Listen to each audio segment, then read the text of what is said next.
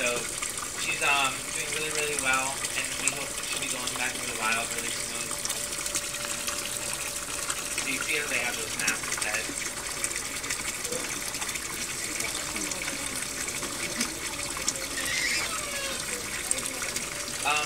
They have not yet decided which one's going to be released, but I think the next one's going to be released is going to be Rainbow Runner, and then Rainbow Nicole, and then Spotty and Nikia. And I know Colorado, which you saw on the slide when we talked about noise down, he's being released, but you won't see him on our program today. Just even the hurricane tanks that are behind the hospital. We have other tanks back there. We're building up his strength because those tanks have currents in them, and so that way you can build up his strength. And they put like lobsters, live lobsters in there with them to see how he's doing. He's going to be able to actually fare very well. So,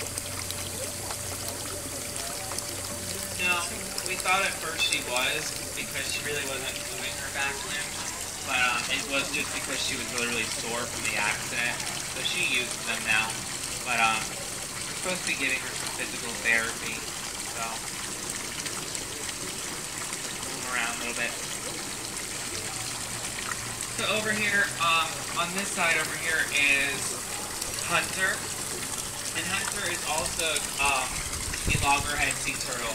And you can tell he's a male by his size of his tail. When they reach sexual maturity, the males, their tails will be much larger and they'll protrude out beyond their carapace and be very long and fat. Whereas the females like Fiesta, you see her tail doesn't even come out beyond her carapace. So that's how you can tell their sex when they're sexually matured. This is the height of Hunter's tank. It is at this level for a reason. And that's just so he can come up and get a breath of fresh air. He has some hooks in his intestines that he had swallowed. And so he was up floating around for like about a week and a half before the people that found him came across him. And so they actually were just on the program earlier today to come in and visit him. So we were happy to see them. And they showed us all the pictures when they first rescued him and stuff. And so they knew something was wrong because he wasn't moving away from them. They were trying to push him down, and he just kept on floating back up. And so he basically was impacted, so he was floating. He also has lockjaw, so he can't open his mouth.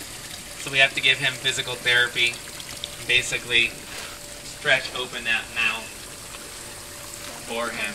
So the lockjaw. I'm not really sure why they get the lockjaw. I think it's because if they're not using it and then they become malnourished, maybe that's why it becomes that way. It's happened before with loggerheads that we've had here, yeah. Your legs are gone. So he'll be having surgery by Dr. Mater. He'll hopefully be removing those hooks from his intestines. So I think he has 4 hooks in there.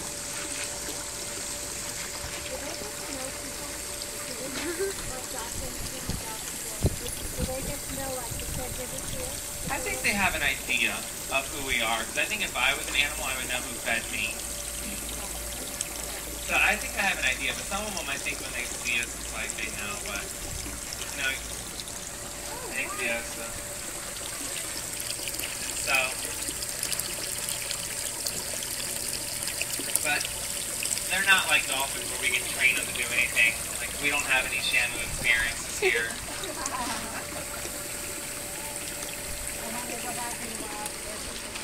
They're fine. They once they stay to that ocean, when we're trying to release them, we actually have to hold them back while we're still trying to get them ready to be released. And then once they hit that water, they don't look back. So don't blink when you go to those releases because they don't turn back to say thank you.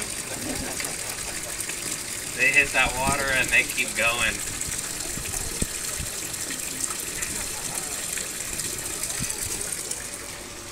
So over here, on this tank over here is Rainbow Runner.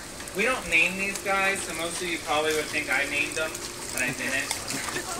It's the people who find them that name them, so obviously these people were stuck in the 70s. And so Rainbow Runner is that rarest sea turtle in the world. He's at Camp Ridley. So, but you can see he hasn't developed his pale, like, white complexion yet, and that's just because he's still a youngster. He's about 1.5 years old. And so he has to have that darker complexion in order to blend in this Ariadne seaweed.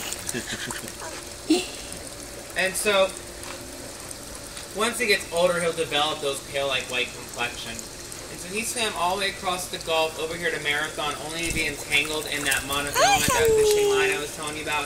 It was wrapped so tightly around his neck and his front flippers that it almost cut down directly to the bone. And so we didn't think he was going to make it through the night, but he did. And then ever since then, you can see now he's like a trooper. So, oh, there's the Shamu experience right there. And so he is a trooper. So he just got his blood work done on Thursday. And that's being analyzed. This is preliminary blood work before he's released back out to the wild. So if that comes back well, he'll have his flipper tags put on him, his microchip, and then he'll be released back to the wild. Does he have to go on that way before he gets released? Yeah.